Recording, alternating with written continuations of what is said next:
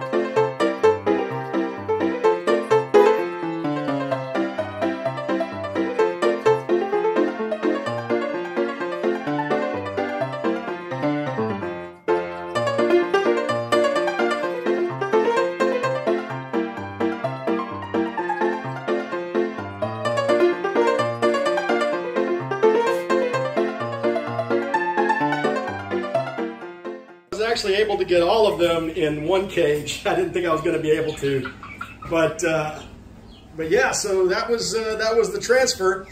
And you notice that, if you remember, that I had this water nipple system set up for a while now, so they're used to using these, and you're going to see why that's important when we go over to the coop.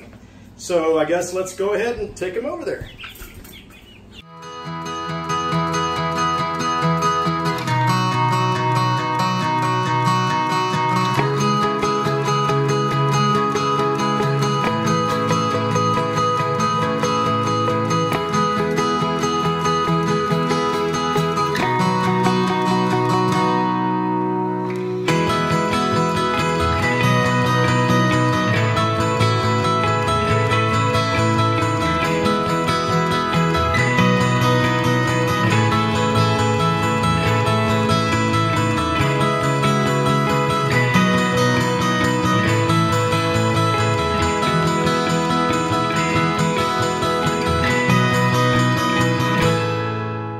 Okay, so the first thing you can see is, number one, I've got the other coop in a shady spot, and I've got this coop in a shady spot, and I want to keep it that way because as the sun moves throughout the day, it's going to obviously maybe get more sun than shade, and so I wanted to find a spot where I thought the shade would be maximized the entire day.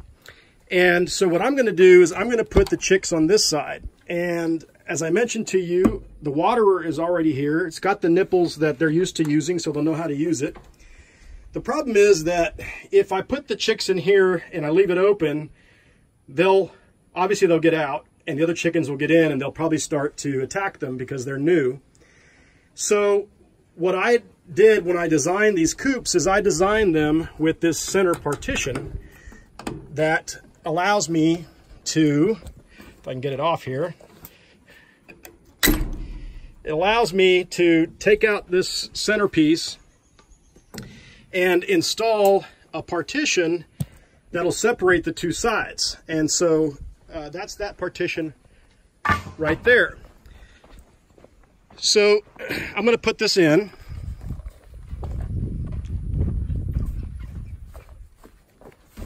And you'll see it just slides right in. And I designed it that way so that I can do exactly what I'm doing now, which is partitioning off the two sides.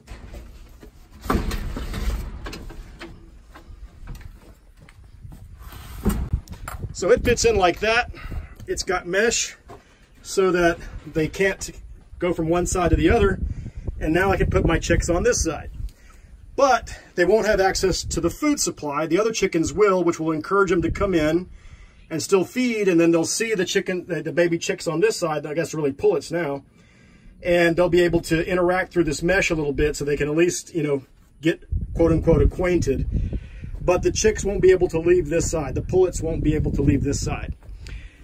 So I had to bring their food over like this so that they can still have access to food for the day or so that I keep them in here. The other thing that I designed on this coop to make it easier to transport the birds, and actually I'm going to move this feed over here, is I designed it with this smaller door at the bottom. And that is so that whenever I'm doing something like I'm doing right now, I don't have to open the big door. I can just open this small door, and it gives me the ability to put the chickens in here without them escaping quite so easy. So, with that said, let's go ahead and move the chicks in.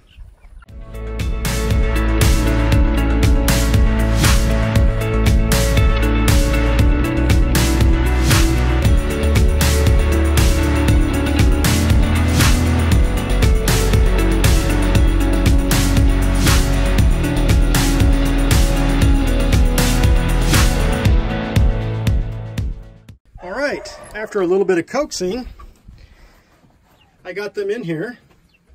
So now they can get used to this side of the coop, and they've got their water and they've got their food, and they can start to get acclimated to the temperatures outside and get acclimated to their new environment. So we'll check on them in a little while, see how they're doing. It's been about an hour just to put them in here, and they're doing okay. One looks a little lethargic, probably getting picked on a little bit. Yeah, stop. I'm gonna have to put this one off on its own.